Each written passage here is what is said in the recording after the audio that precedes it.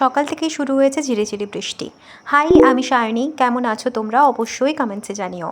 সকালে পড়িয়ে ফিরেছি একটু একটু ভিজে। ফিরে এসে চা খেয়েছিলাম, আর কলেজে যাওয়ার আগে সেই দিনের সেই ওটসটা মনে আছে? কিছু সবজি দিয়ে মা সেটা সদগতি করেছে, খিচুড়ি বানিয়ে দিয়েছে।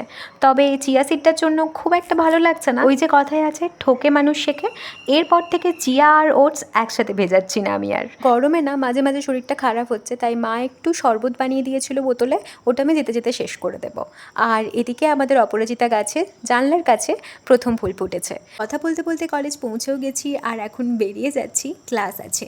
যেহেতু শনিবার, ওই তখন 4টে মতো বাজে বেরিয়েছি, 4:30 থেকে ক্লাস আছে।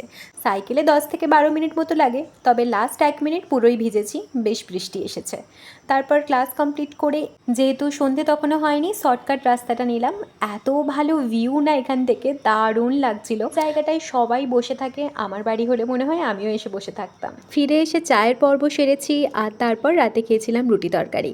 তো আজকের ভিডিও এই পর্যন্ত, দেখা হচ্ছে পরের ভিডিওতে। এলাম।